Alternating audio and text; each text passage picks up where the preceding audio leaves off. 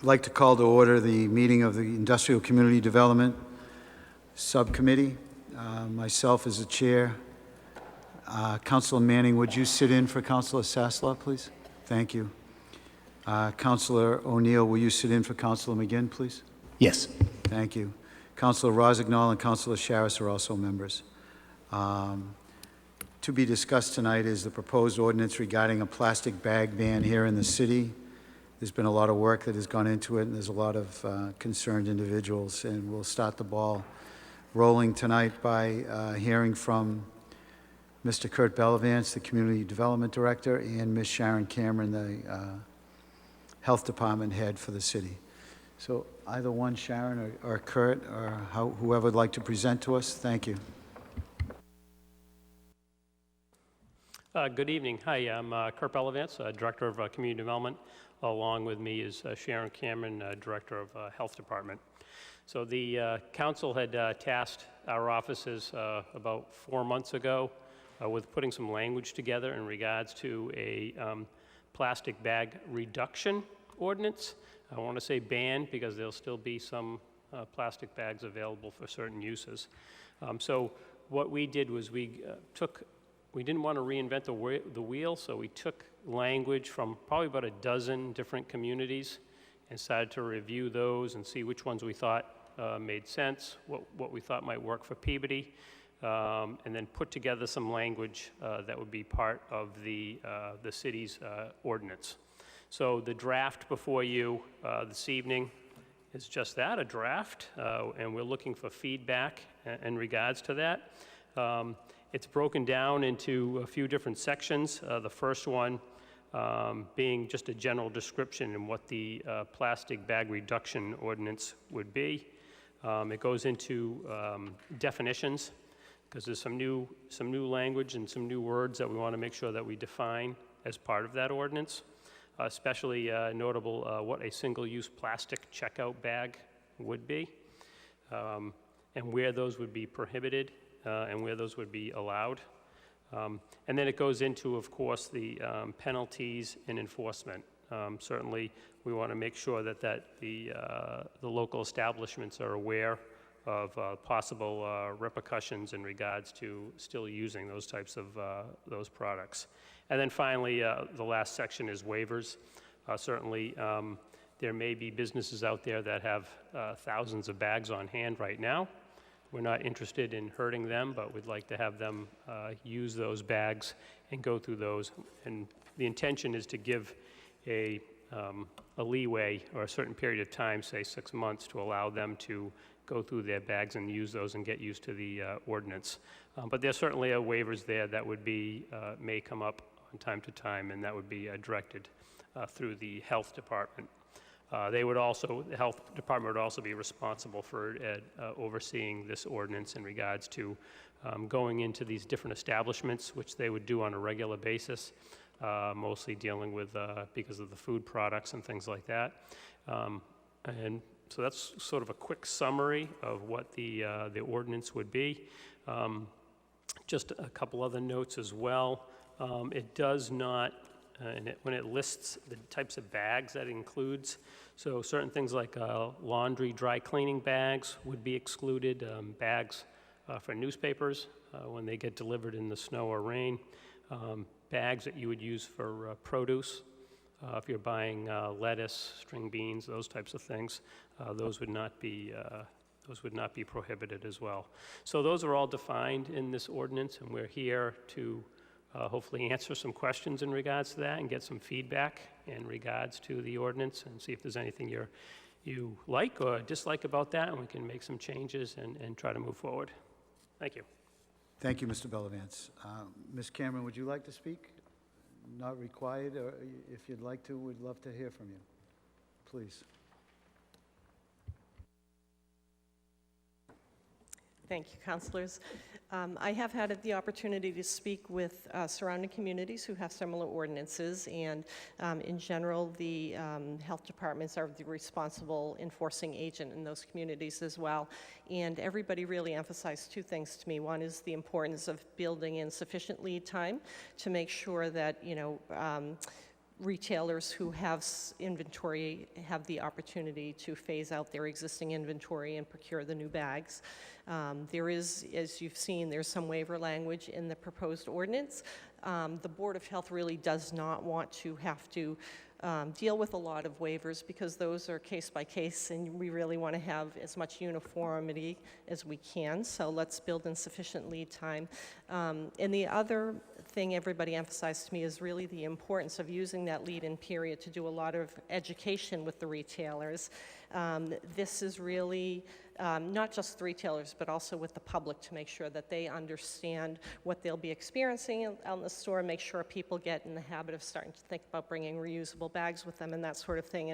And the feedback is that once that initial implementation experience of the first few months, it really is a very smooth transition. Most retailers are able and willing to comply. Most consumers jump on board with it as long as you do the education up front. And I'm glad to see, I know we have a lot of members of Green Peabody here, and I'm really hoping that they can assist us with that educational piece of it. The other piece I wanted to mention is that we are in many of these retailers routinely. Many of the affected establishments will be food establishments we're visiting routinely for our food inspections, and we'll certainly look at that as part of our inspection process. But a lot of the retailers who would be affected by this were not in routinely, and for those retailers, we would probably deal with this more on a complaint basis because we just don't have the inspectional resources to get out there and do routine compliance visits of places like hardware stores and things like that. Ms. Cameron, thank you so much.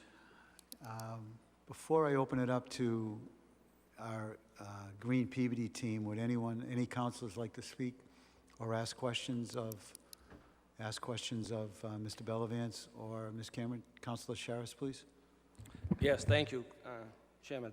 I have a question, and I think I might understand it, but I'd rather have the opinion.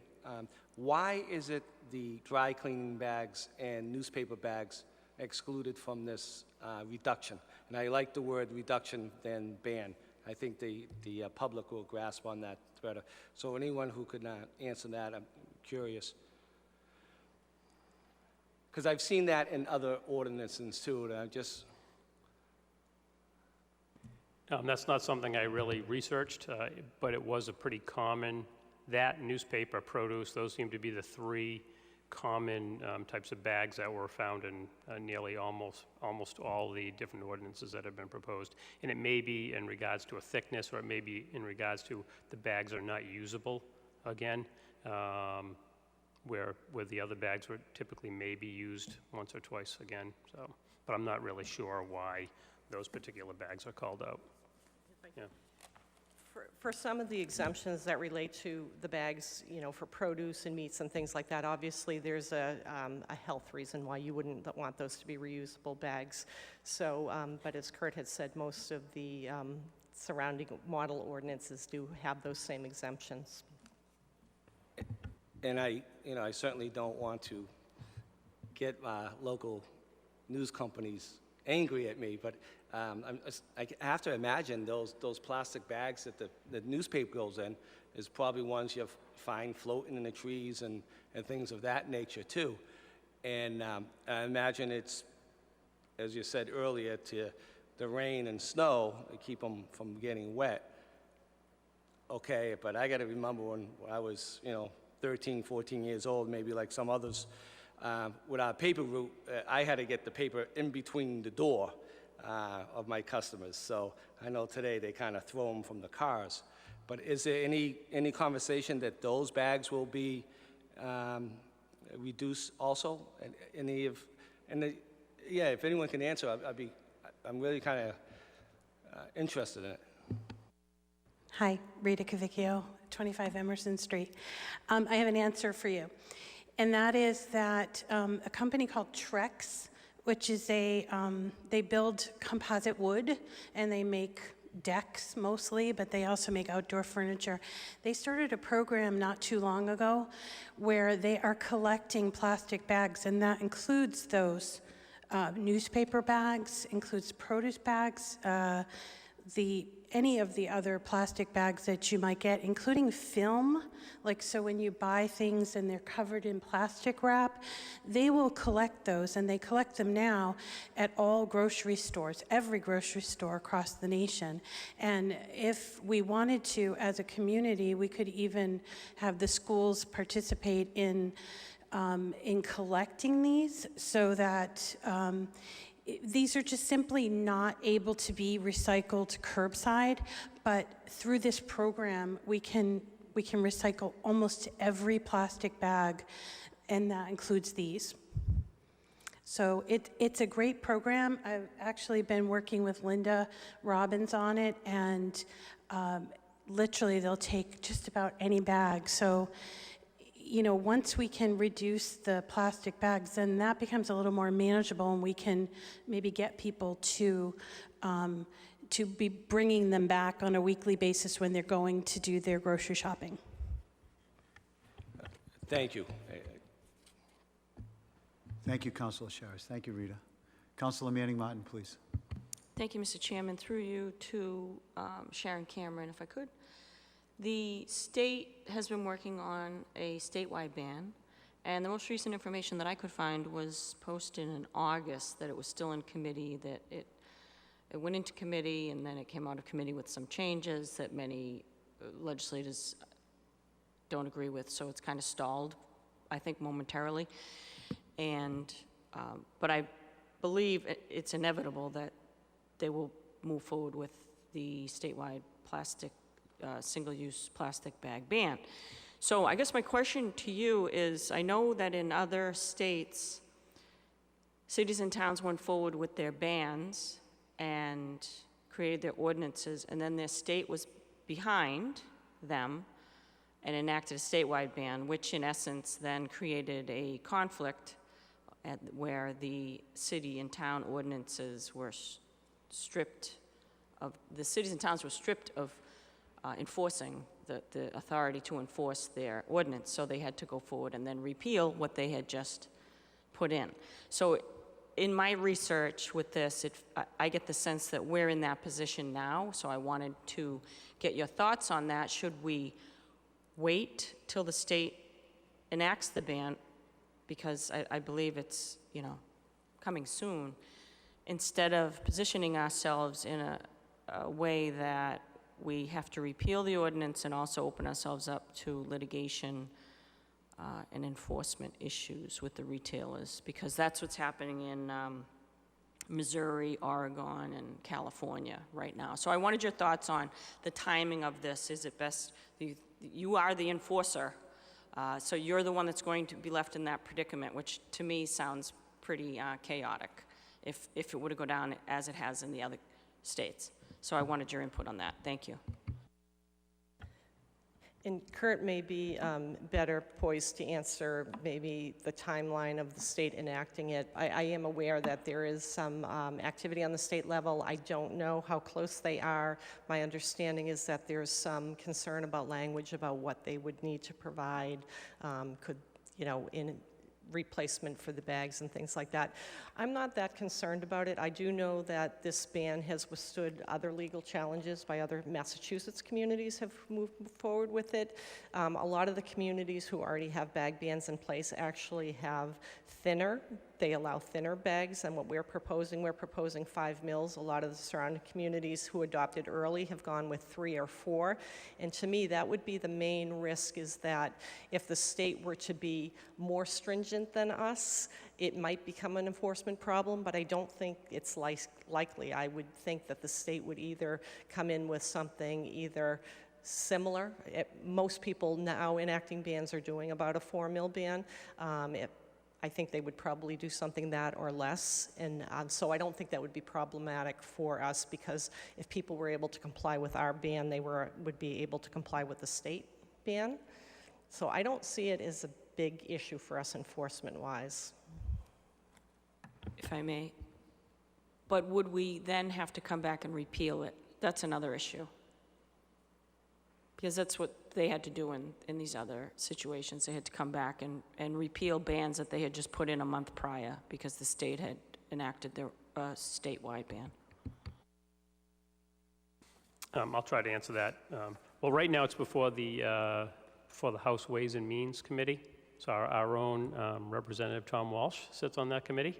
But the difference in language, the first bill basically proposed a 10-cent fee on paper bags because they thought stores will just provide paper bags and then we'll have sort of a similar issue where we're going to have a lot of paper bags now. So when it came out of the reading the first time, that language wasn't in there. So it's right now before the House Ways and Means Committee. It looks favorable. It looks like both the House and Senate are in support of this, and it's just the matter of the language. So I wouldn't be surprised if something got passed within the next 6 months to a year. Depending on what our language says and what that language says, we'd have to make a determination at that point if that's something that we would have to repeal or at least change our language so that we match with what the state language says. Second, Councilor Manning Martin. Councilor Rossignol, please. Thank you, Mr. Chairman. First, I'd like to make a motion to receive item 8E. You heard the motion. All in favor, any opposed, it's a vote. Second, through you to Sharon Cameron, I know you mentioned that this ordinance was adopted through polling and surveying other communities that have already enacted such a ban. And you said that there was a little bit of a learning curve. What was the feedback and how long was the learning curve after the ban was implemented that you found that it was a smoother transition and the community was accepting of this new ordinance? Yeah, so I think the main feedback was to make sure you build in enough lead time so that you can do that education of the retailers and the education of the consumers. At this point where a lot of other communities have adopted the bans, I think what people are finding is a lot of kind of the chain stores.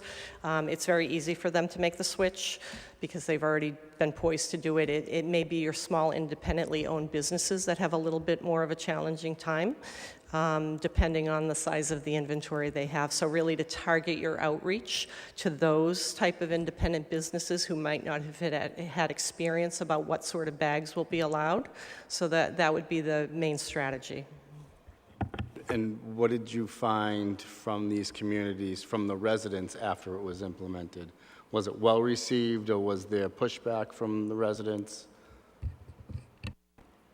I think once the residents were educated about some of the potential environmental benefits, I think people have been accepting. I think that some communities have heard concerns from some residents that they're concerned about costs of buying reusable bags, and we've also heard that sometimes people have expressed that it may be more difficult for people to kind of manage paper bags that might tear and things like that. People who might have some mobility restrictions, it might be more difficult for them to manage carrying a lot of bags and things like that. Those are the type of concerns we've heard, but I think what the other health departments have told me is there was a lot of communication with people around issues like that, probably in the months leading up and maybe the first 1 or 2 months following the bans, but after that, it was pretty much it's very smooth. Yep. Thank you. I know you said an educational lead time before the implementation. What would you anticipate that lead time being? What do you think would be a good educational time before we actually implement this ordinance if the council deemed it appropriate? I think 6 months would be an appropriate time. Thank you. And then last question, actually 2 more, I'm sorry. Would your office be the enforcement designee? We would. I think the ordinance is written to allow the police department to do it as well, but as a practical matter, it would be my office. And again, most of that would probably be on a complaint basis, other than the establishments that we're in routinely for other reasons, mostly food establishments. And thank you. And then lastly, under section 003, penalty and enforcement, under C, you have a breakdown of $100 for second offense, $200 for third offense, $300 for subsequential offense. I think that's a fantastic starting point. But if you're looking at a huge business, and I'll use Home Depot just because I know PBD doesn't have one, if they were not in compliance, $100 is like a dime to you or I. I wonder if we should have almost a sliding scale. $100 I think would be an appropriate amount for a convenience store because they deal in high volume, low amount. But when you're talking about a conglomeration that has multitudes of stores and they just keep offending over and over again, that's one piece I think having almost two scales would be a little bit more of a deterrent than a small nominal number. So that's just my 2 cents. But thank you very much. This is, as always, this is very comprehensive, and I do appreciate both you and Kurt Belavance's input on this. So thank you. Thank you very much. If I could just comment on that piece of it. The enforcement structure does allow us to impose penalties every 7 days. Not that we'd be looking to do that, but we certainly have, to simplify things. If we did have a big chain store like that was non-cooperative, we could certainly go back regularly until they got the message with the $300 fines. But some of the communities that surround us do have big stores like that, and they're complying. Most of the big chains are complying, and I don't anticipate, when I think about the big chains that exist here in Peabody, I'm not anticipating non-compliance. Thank you very much. Thank you, Councilor Rossignol. Councilor McGinn, please. Thank you, Mr. Chairman. I do like the way this ordinance is written. There's only one thing in here that I'd like to probe a little bit, and I guess through you, Mr. Chairman, to either the Director of Health or Community Development. When you research the other communities, I'm looking at the reusable bag definition where it makes reference to durable plastic. Did you see any ordinances where they better defined durable plastic? Because plastic is not all plastic is created equal. There's some forms of plastic are much more harmful to the environment than others. So. Yes, actually, there was several ordinances that had varying languages in regards to types of plastic and what those materials would be. And that's certainly something that we could add to that language. I'm going to say about half of them had more better definition, other ones didn't. So it was kind of a medium approach, should I say, to that. But certainly that's something that we could add, which defines how the plastic is made, the thickness of the plastic, the types of plastic, and so forth. So there's several descriptions of that we could certainly look at. Thank you, Mr. Bellavance.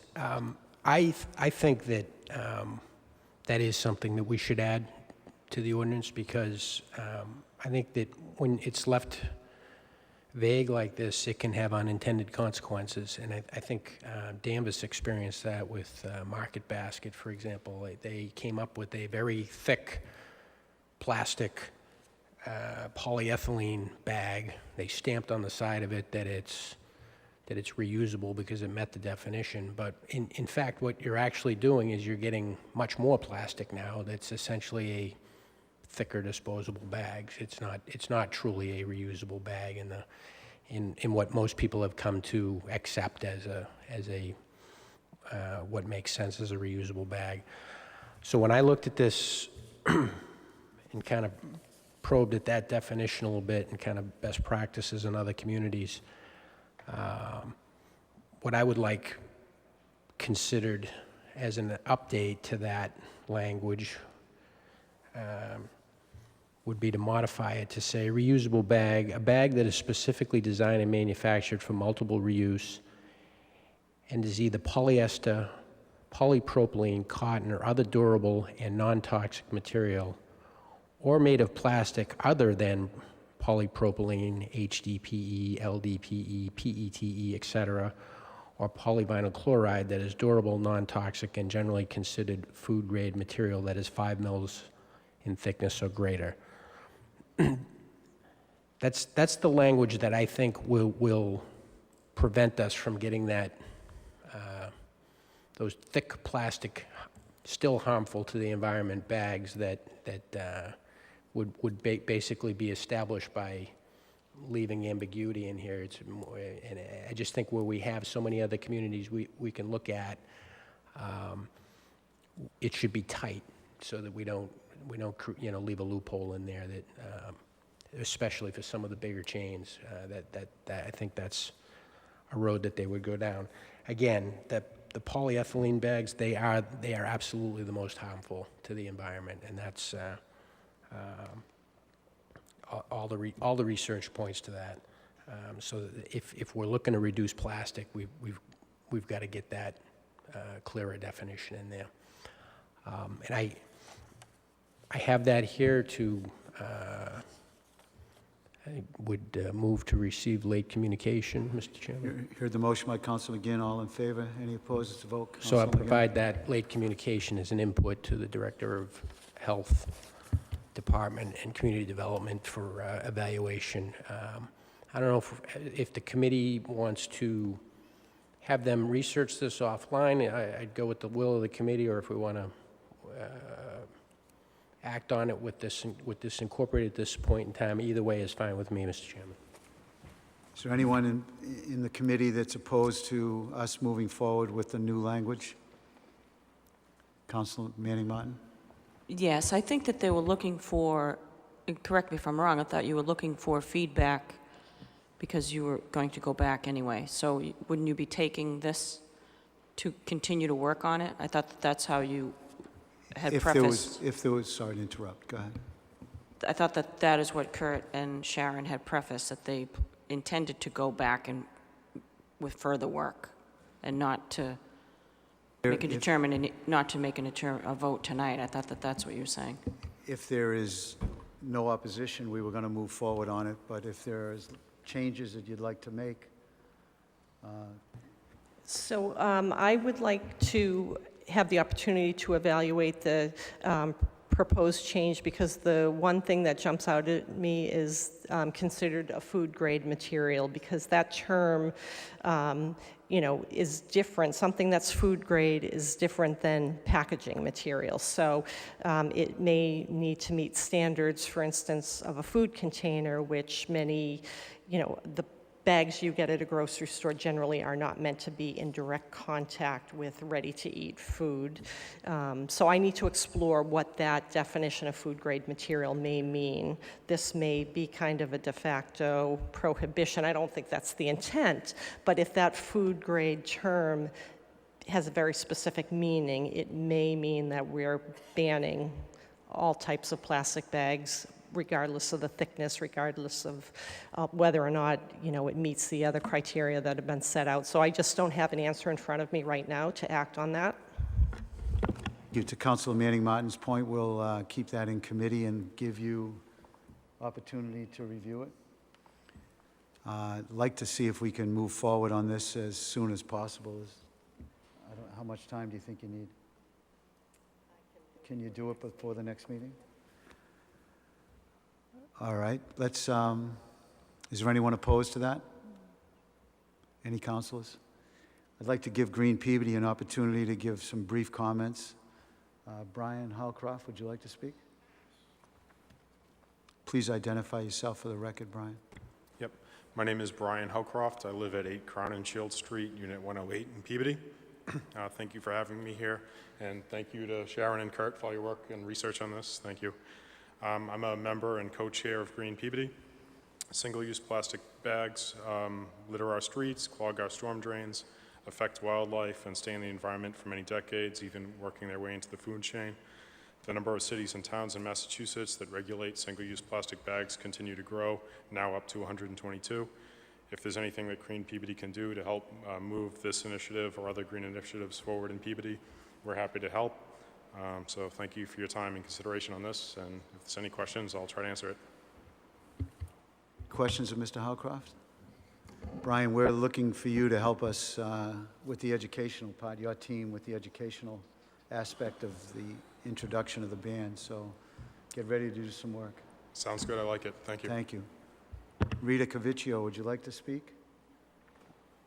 I know you're very passionate about this, and I'd like to give you an opportunity. Go ahead. Well, thanks for the opportunity, and I know we spoke a few months ago about this, and I'm really excited that it's gotten to this place. I understand that the state is working towards something, but it is caught up in the House right now. There's some language, as Kurt mentioned, about the cost of, adding a cost in there. So my feeling about it is we're the only community on the North Shore that is not doing something. Danvers, as you know, Salem, Beverly. And I just think in terms of optics, it looks better for us as a community, as a city, to take a stand and write something. As far as having to walk back things, we would be among close to 200 other cities and communities in the state that would have to walk that back. So I think that the state would take extra care to make sure that the language that they develop wouldn't cause confusion and chaos in the individual cities that it represents. So my feeling is that this is a beautiful step, a wonderful step towards pivoting and showing that Peabody cares about the environment and cares about how people are thinking about their community. There's been a lot of research, and also in Salem, I got some feedback that the litter on the streets, which a lot of cities deal with. It's just a lot of litter, that they've had reduction of just litter on the streets from having enacted this bag ban. So I'm looking forward to moving forward. And as far as Green Peabody is concerned, we have a great team that's very excited about educating and letting people know the benefits of using reusable bags. I mean, clearly, we need to make some provisions by having the paper bags available, but our ultimate goal is to get people to reuse and to use reusable bags. So when we talk about a ban, and I love that we've changed the name, it to be a reduction, and that's exactly what it is. When you're recycling or when you're thinking about being green, there are three aspects. There's reducing, reusing, and recycling. And so this is one of the arms of that triangle that we all see is the reduction portion. Does it solve all the problems? It does not. But it is a step in the right direction. And it also is one of three ways that we as a community can do better for our citizens. Thank you. Thank you very much, Rita. Would anyone else? Sure, Councilor Sharis has a question for you, Rita. Rita, if I may ask her a question, and I know you've really made a lot of people think, including myself, and I appreciate that. Again, I love the word reducing and not ban, because I think that people take it, they get nervous. Very much, and again, it's one of the ordinances I seen in a neighborhood city. They banned the composting bags at checkout, and I noticed this is not banning those bags either. Well, they did, but this ordinance wouldn't be banning. Correct? Your understanding? I think that's a great question for Kurt. Okay. But yes, there are compostable now. I think at Stop and Shop they have produce bags that are compostable, and do need to make a caveat there that those are compostable not in backyard compost bins, but rather in the larger compostable programs such as the one that we offer with Black Earth. So, but I personally think that there shouldn't be language in there about compostable, because I think that's kind of yet to be determined, and they can be composted in with Black Earth as well. So, And if, you probably know more about this, the plastic bags that a home improvement store outside of Peabody that's not Home Depot, okay? I don't want to picture any stores. Those plastic bags, are those the ones that Councilor McGinn is worried about? Through you to Councilor McGinn, I'm kind of curious if those are the bags you're nervous about. Have you experienced the bags at this home improvement store that's not Home Depot that's using them? Mr. Chairman, through you to Councilor Charis, so the bags that I'm referring to were at Market Basket in Davis. Okay, So I haven't seen those, but they're a very, they would comply with this ordinance as written. They're a very thick, right. 5+ mil plastic bag made of basically heavier version of polyethylene, and it's stamped on the side of it that it's a reusable bag, and it's, as a practical matter, very few of them are ever going to be reused. Right. So it gives us more plastic, not less, and it doesn't get people into the true behavior that we're trying to encourage, which is using reusable bags. And I'm not sure if it's the same bag that I've been using, and I kind of like it because at the home improvement store, anything that you have that's metal just rips right through the bag, the paper bag, right? And some of my neighbor who's a senior that has a difficult with paper bags, she actually can fold it up quite nicely and keep it in her purse. So when she's out shopping, she has one in there and it's easier for her to have. So I'm not sure if that's the same type of material. But again, I just wanted to check with you. I knew you more information. We have somebody here that works actually at the Stop and Shop in Peabody, Salem, right there on the line. And she reports back to us that those 10-cent bags that you see at the end of a checkout, they are the thicker ones. They would probably qualify as it's written currently. And, but the thing that's good about those is that people are reusing them because they're paying 10 cents for them, and it somehow has a value. When they were getting a plastic bag for free, there's no intrinsic value into it. So, so I think even with Big Y having gone to you must pay 10 cents for a paper bag, is encouraging people to say, I got to remember my reusable bags.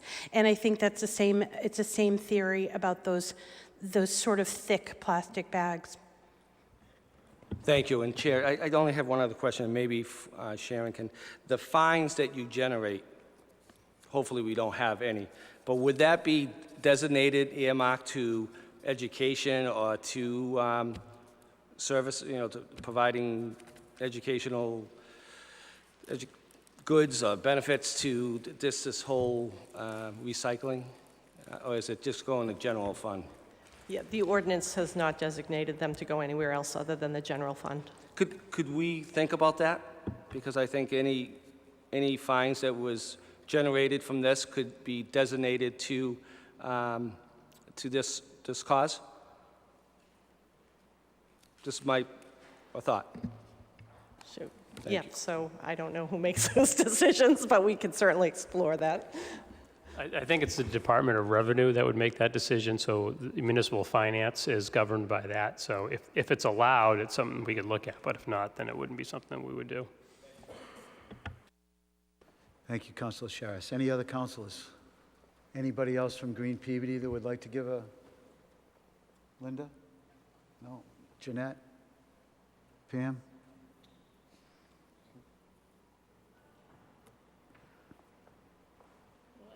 You have to push the button, please. As you all probably know, I am the one mentioned that works at Stop and Shop. And we have, for the past several months now, maybe a year, have the reusable plastic bags that we sell for 10 cents each.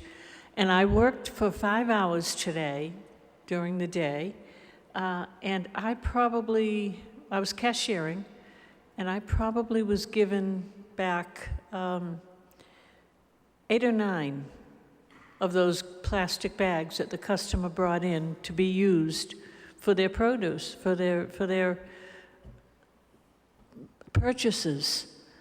So yeah, those are reusable. They are, and I'm sure they're going to be able to be reused a second and third and fourth times. They're 10 cents each, and also in our produce department, we are now using reusable plastic to put some of the vegetables and such in before they bring them to the counter. Stop and Shop is doing amazing things with reusable and environmental help. Is there anyone else who would like to speak? I'd like to keep this in committee, and if it's okay, Ms. Cameron, we'll meet again on the 24th of October and try to wrap this up, which is next meeting, 2 weeks from tonight. Thank you. Anything else, subcommittee? Take a motion to adjourn. You heard the motion by Councilor McGinn, Councilor Manning, so moved.